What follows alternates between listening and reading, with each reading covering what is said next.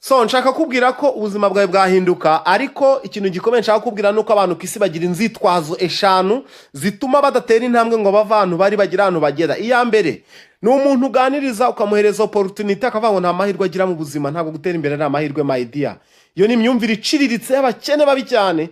Ntabwo uriya muntu wubatse etaje yubatse kubera amahirwe, yarakoze arayubaka. Urwitwazo rwa kabiri ni ijambo ryitwa ngo nta mwanya nabona. Kutabona umwanya ntago ari urwitwazo, kubera ko twese tunganya umwanya w'amasaha 28 kuri 28, ahubwo icyo tutanganya n'ibyo tuyakoramo.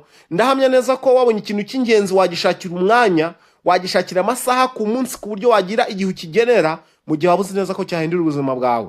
Urwitwazo rwa gatatu ni urwitwazo ruvuga ngo nta mafaranga ufite. Kutagira amafaranga ntabwo ari icyaha, kutagira amafaranga ntabwo ari ikosa, ariko kutagira amafaranga ni igisebo kibi cyane, kandi ugomba gutsinsura n'imizi yacyo. N'ibitabo ibyo ngibyo uzabyara abana b'abakene, n'ibitabo ibyo ngibyo ushobora kuzisanga uri umuyede ufite imyaka 60, cyangwa wikorera ibishingwe ubivana mu baturage ubigeza ku modoka ufite imyaka 70. My dear, kutagira amafaranga ntabwo ari ishema, kutagira amafaranga ntabwo ari umudari wagakwiye kwambarira mu bantu.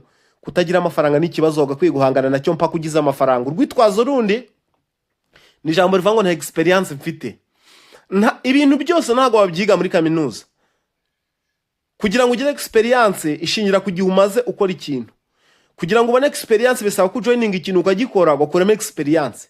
Urwitwazo rwa nyuma rwisha abantu benshi, rutuma abantu benshi badatera intambwe bakomeza bakaba bakene, ni ijambo ryitwa ngo nzabikora ejo. Ugahora wimura ibintu.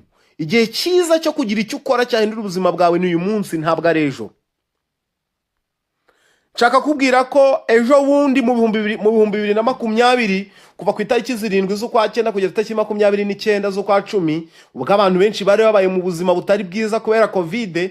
Mu minsi 51 ndi umwe mu bantu bihembye miliyoni 375 y'amanyarwanda. Mbwiza ukuri, ndabizi neza ko ari benshi badahembwa uyu mushahara. Ndabizi neza ko abantu bashobora guhembwa amafaranga bakahembwa mu mwaka, hashobora kuyahembwa mu mezi 5, ariko yakuye muri business imeze nk'iyi ngiyi wayitangiye mu buryo nakubwiye abantu bose banci intege, ugakorera amafaranga angana gutya muri covid, yaba ari business nziza mu buzima bwawe. Byatumye nza ku rutonde rw'umwe mu bantu 50 muri no company mu Rwanda bamaze kwihemba amafaranga menshi. Niba uri kubibona urabona ko sigegenyera n'abandi benshi bagiye batandukanye, kandi bose bavutse nk'uko wavutse, bafite amaboko abiri nk'ayawe, bafite imitekerereze imeze nk'iyawe, amaboko abiri nk'ayawe n'amaguru abiri, gusa bafashe umwanzuro. Utarafata umwanzuro iteka ryose ibintu biba bimeze nk'ibintu bidashoboka. 2022 nibwo naje kubaka umugabo, ndashyingirwa. Nari maze kugiramo konte 15 zari zihagaze miliyoni 3,420. Nari maze kugura imitungo yimukanwa n'itimukanwa. Nari maze gukora ingendo ziva mu Rwanda zijya hanze nyinshi zitandukanye. Ariko icyo nshaka kubwira nuko n'umudamu wanjye n'umufatanyabikorwa wanjye, sheri wanjye twashyingiranwe, ni umwe mu bantu ninjije muri business. Igihe kigeze nshaka kubaka, nshaka umukobwa nakubakana nawe, mfata mu banyamuryango banjye. Itariki 29 z'ukwa 10 nibwo twakoze ubukwe bwabaye bwiza cyane, bwabereye muri hoteli. Sinibyo gusa, ku itariki 10 z'ukwezi kwa 8 2023 nibwo twabyaye umwana w'imfura Agabe Nora Kiara. So ahangaho uri kubona ni wacu mu rugo.